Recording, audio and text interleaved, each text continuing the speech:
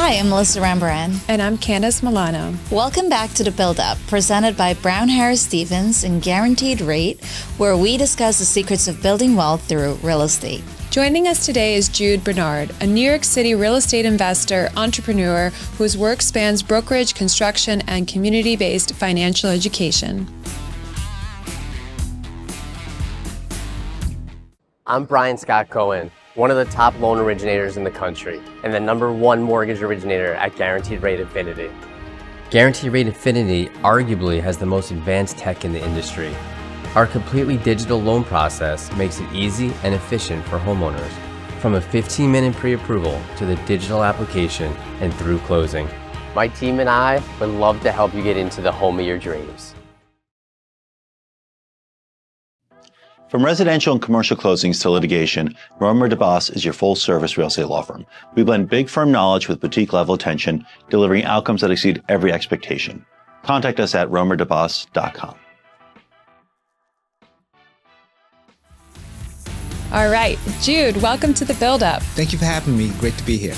Of course, we're very happy that you're here in person with us and having this conversation about real estate. As you know, here in New York City, real estate is not for the faint of heart. Candice and I are both brokers here, so we know that very well. But let's rewind to the road that got you here. Talk to us about what really got you interested in real estate. Bottom line is, I really just wanted to buy my time back. I was working at the phone company. I was putting in 40 hours regularly and another maybe 20 hours overtime. And I just got tired of exchanging time for money. And in reality, when you look at time for money, you are getting the short end of the stick because time is more valuable than money. So you're giving something that has higher value for something that has lesser value. So the math wasn't mathing for me. So that was the main thing that prompted me to look into something that can create and increase my net worth, pretty much. Makes sense. So tell us, how did you get into real estate? You said you're looking for something that would help you earn money beyond what you could actually spend your time doing. So what was your first deal? How did you get into real estate? Well, I actually was still in school. I was working on my MBA. I was working at the phone company, and somebody introduced me to the whole FHA program, so 3% down. So I was able to acquire my first property that I lived in. And what I actually did was I actually got some roommates on top of that. So I house hacked and I acquired something for relatively low down payment. I actually used my refund from one of my student loans to acquire my first asset. Wow. And being the fact that I was living in the property and I had roommates in my unit and I was also renting out the other 2 units, it was cash flowing heavily, so I was able to stack some money away and acquired the building next door, and the rest is history. Yeah, the first property is always the hardest because often it requires saving a lot of money for a down payment, but using the FHA loan really helped you to accelerate and buy a property probably sooner than you could have otherwise. But a lot of investors come from stable backgrounds. We know in your case you were not handed a silver spoon. We weren't either. So talk to us a little bit about what your challenges that you faced as an early investor and how you overcame them. Well, I'll start by disagreeing with you. I don't think that the first property is the hardest. I think the second and the third are probably the hardest because, a lot of times you blow your load the very first time and you don't have the money to, you don't have the money or the momentum to keep going. So I think that's a problem that a lot of people find is that, even if they were able to save up the very first time around, they don't have the revenue, the cash flow to maintain that property, especially in New York, being the hard market that it is. That's the challenge that I think people have, and I think that it's very important that people learn to buy right, because I always tell people you make money on the buy, not the sell. Like when you buy the deal is where you make the money, and at that point it's your responsibility to make sure that you keep the money. So. That's really good advice there. And you manage quite a diverse portfolio, and you wear many hats. You're a broker, contractor, and investor. So what type of property and deals are you focusing now? Is it brownstone? Is it rentals? Talk to us about that. I prefer to do brownstones because that's like my trademark thing. I buy them in Brooklyn, I buy them in Harlem. But the truth of the matter is there's always a way to make money on a deal. And that's why, I wear many hats. If I come to you as an investor and you can't sell to me, hey, I'll put my broker hat on and let me sell it for you. Oh, there's work that needs to be done. Let me fix it for you. Oh, you need some help. You need some help structuring the deal. Let me come in as a consultant. So I think you can't, especially if you're getting started, you shouldn't be pigeonholed into just doing one thing. You should, pretty much be very liberal and open to different ways to get that cash register ringing. Yeah, you definitely want to solve the problem, which is really great that you're able to do that in different capacities. Exactly. Yeah. Like there's money to be made in every aspect of it. So, but if you say that I'm only looking to buy properties that cash flow X amount of dollars, you're probably leaving money on the table, especially in a market like New York where you might be able to get a great deal that doesn't cash flow, but there's significant equity in it. So you just have to be open-minded on how you want to make that money, as opposed to you have to be open-minded on the how and not be so limiting. Yeah, definitely. And I think that's something that a lot of investors don't think of, is the many different ways you can approach one deal. And so in New York City, we know it's a very competitive market here to find deals. There's a lot of people hunting for for different types of deals. And so how do you approach sourcing opportunities in this very competitive market? In this very competitive market, first thing I do is I constantly work on my relationships. Everybody is a deal source. Yeah. And I think there's in the real estate business, there's three basic things that you're always doing. You're always, one, looking for deals. You're always, two, looking for financing, and you're always, three, either creating or improving your systems. Those are the three aspects of the business. So in regards to finding the deal, where you're going to, and finding one deal is not a business, so you have to constantly have deal flow. Getting the money one time is not a business. So you have to always work on making sure that you have a steady flow of income, you have a steady flow of deals, and you have a solid system that can work the machine for you. And given your contracting background, when you are looking for deals, how often are you looking for value-add deals where you can come in and renovate them versus something that might be already fully renovated? I tend to stay away from things that are already fully renovated because at the end of the day, you make money with headaches, right? Unfortunately. Yeah. The bigger the problem, the bigger the profit. If it's turnkey, you have to be ready to pay retail for it. Yeah. And why would you want to do that?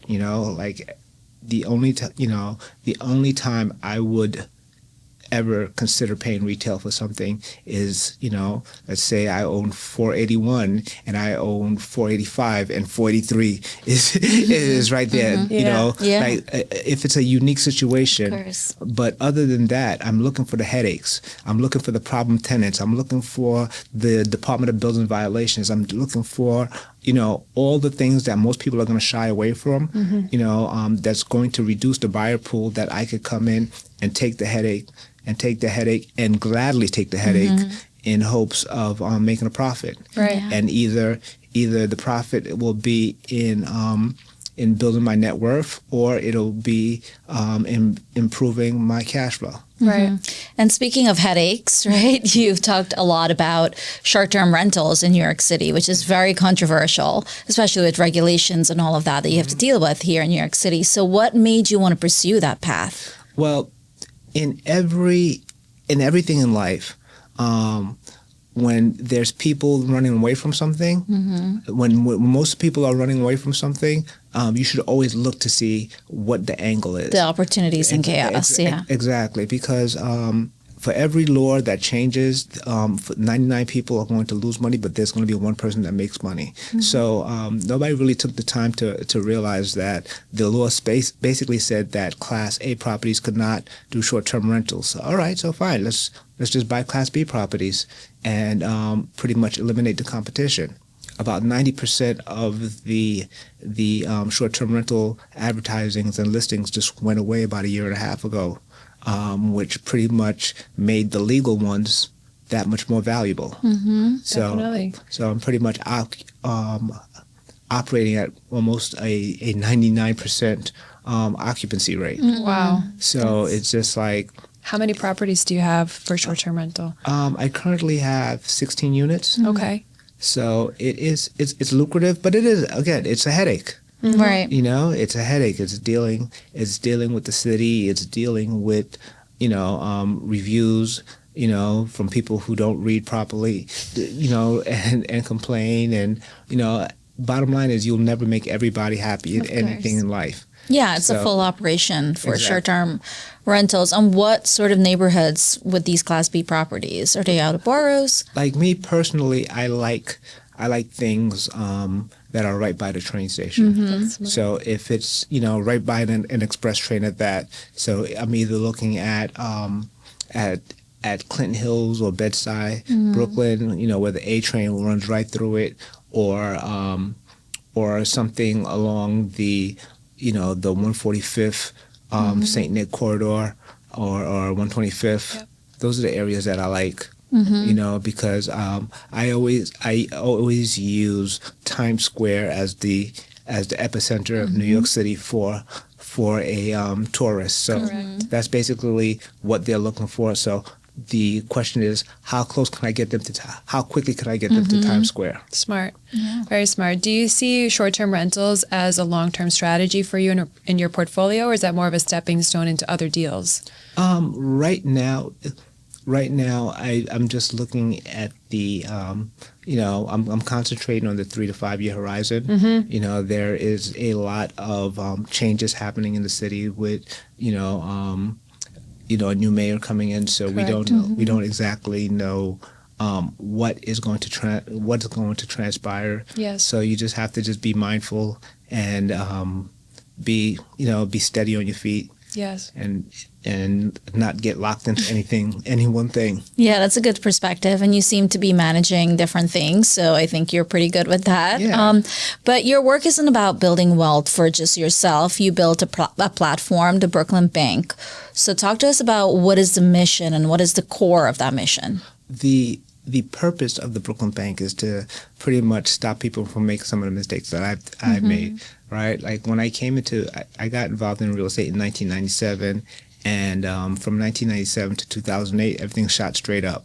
And I was under the impression that I was just so smart and I just knew what I was doing. But in reality, I was just riding the wave. Now, in 2008, when the recession happened, it was eye-opening of how much I did not know.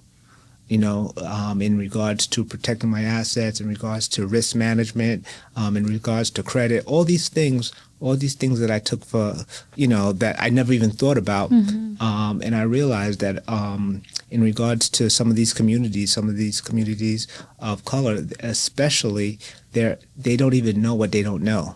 Correct. So about insurance, credit, investing, there's so many things that that people just don't know, and everybody's quick to say, let's give them free buses or whatever the hot topic is right now. Let's just give it to them for free. And I'm like, no, people don't need a handout; they just need information. Correct. Exactly, and that's exactly what I'm trying to give to them. That we can relate a lot with that, because for us, this is pretty much the same path that we took. And this is what Build Up is about, is just really educating our listeners, right? Because we didn't have that knowledge. So we can really relate to what you're saying. Like my mom and dad were our first, my mom and dad came from Haiti. I'm first generation here, and basically all they pretty much taught me was, hey, go to school and get a good job. And going to school with the intention of just working with somebody else and working on somebody else's dream means that you're not working on your dream and building your own wealth and creating a legacy for your children and the people who come from under you. Correct. Yeah. We agree. We're both from immigrant families. Melessa is an immigrant herself, so we really relate to that story, and that's obviously why we're working for ourselves, and we want to educate and empower others to do the same. So for those people from the communities you mentioned who might feel like hesitant to get into investing or real estate isn't for me, what advice would you give them and encourage them to get started? I would tell people at the end of the day, they're not creating any more land. Get your piece, because at the end of the day, everything could be duplicated. There's AI, there's this, there's that, but this little plot of land, it's yours, and if done correctly, no one can take it away from you, and you will always have something to fall back on. Correct. So everybody's not meant to be a landlord. Everybody's not meant to be a developer. Everybody's not meant to be a developer. But everybody should own something, even if you don't live there. Because I know people who buy properties, but yet they still rent because they can't afford to buy in the area that they would want to live in. Correct. But they still have this asset. So it's very important. Yes. No, totally agree with that. We're all in real estate, so of course. And you've weathered many cycles. I mean, you started real estate in the 90s, like you said. Where do you see the opportunities currently? Well, where I see the opportunities currently right now in New York City, I'm looking at places like East New York. I'm looking at Canarsie. I'm looking at the Northeast Bronx. There's a lot of these places that have not been gentrified, that there's still opportunities that you could still buy things below value, places where the cost of land to the price of rents makes sense. Yeah. There's a lot of places in New York City that even if you buy a property and the property does not cash flow enough to cover the mortgage. Correct. So a lot of Manhattan is like that. Yeah. All of Manhattan, pretty much. Yeah. Exactly. So it's I think in Canarsie, East New York, Brownsville, Northeast Bronx, there's a lot of opportunities there. It's pushing out further and further, so you just have to go a little further out and be a little bit of a pioneer, and in some time it will get there. It will. Yeah. When I was buying in Bed-Stuy in 2001, people was like, hey, it's crazy, but now you can't even buy it there. Nope. Now all the people from Manhattan are going there to buy beautiful brownstones or rent there. So that's definitely what we're seeing as well. We have our views, but it's always great to hear from someone else. What do you think is one of the biggest myths about New York City real estate that you'd like to bust? That it's impossible. It is impossible. People think that you just can't. You can't find deals here. At the end of the day, I always tell people there's deals every day, and one of the biggest myths I see, right, is people being intimidated by the big numbers. Yeah. Like I don't care about the numbers. I care about the percentages of what's my return. If buying this property for $5 million, I could make $2 million. I'd rather do that than buying a property for $100,000 and making $10,000. Right. It's the same brand damage. Yeah, exactly. So, at the end of the day, you're doing the same thing. You're finding the deal, you're finding the money, and you're either building or working the system. So, yeah, exactly. Don't be intimidated by the big numbers. Yeah, we agree completely. I do think a lot of people get intimidated, and so that kind of segues into our final question, which is for those who don't have a lot of capital or limited credit, what do you advise them for how they can get started? Partner up. I have an acronym that I like. I call it TRACK, right? And it's time, resources, assets, cash, credit, and knowledge. right? So if you don't have one or two of those things, you find somebody else who can complement you. You don't have to do it by yourself. Real estate is not a solo sport; it's a team sport. Yeah. So if you have money but no access to deals, what's the sense? And if you have time but no access to money, you're wasting your time. So basically, if you do not have all the resources yourself, you should definitely look for a partner. Go to meetups. Find these groups. Talk to like-minded individuals. That's definitely a common theme that we've heard from a lot of our guests that are here. So you're right on track with that. Get it? Right on track. All right, cool. Well, thank you so much, Jude. This was such an insightful conversation, and we really love seeing how you've matched purpose with real estate, how you're building wealth for yourself, and then helping others to do the same. So That's all good. thank you for being here. Thank you so much. Thank you for having me. Of course.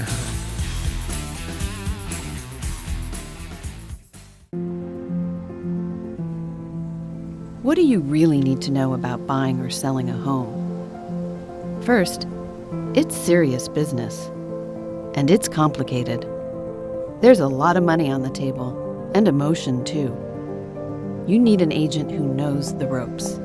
So, whether you're buying or selling your home, work with professionals who have a mastery of the craft. So Candice, one of the biggest forces shaping real estate right now is what economists are calling the lock-in effect.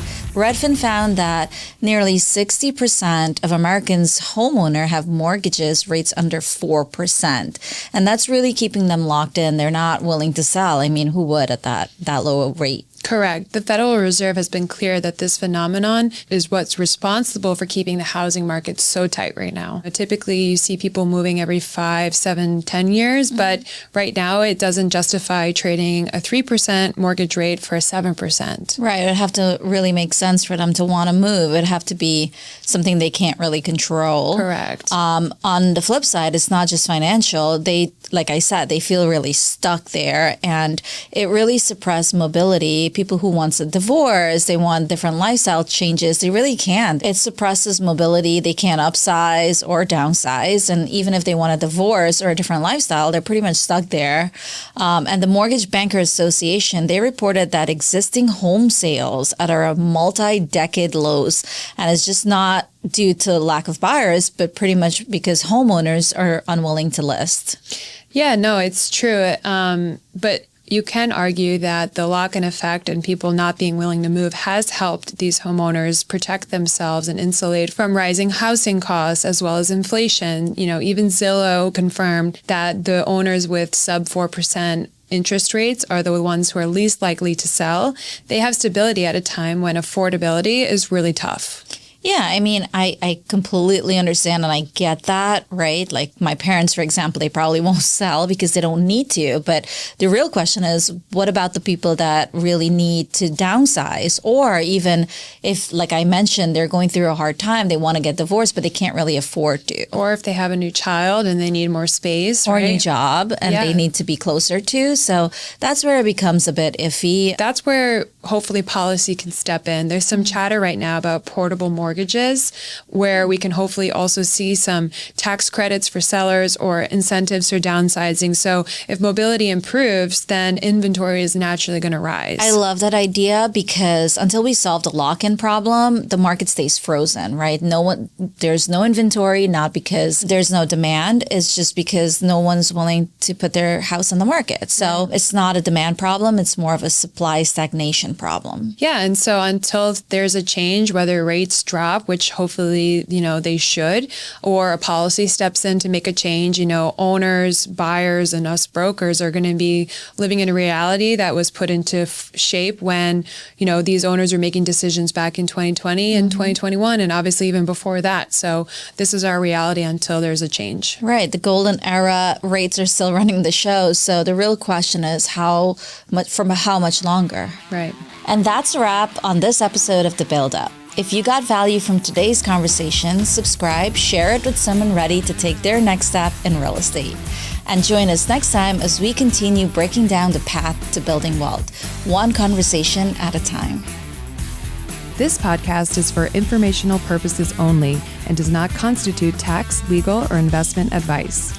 For specific recommendations, please consult with your financial, legal, or tax professional.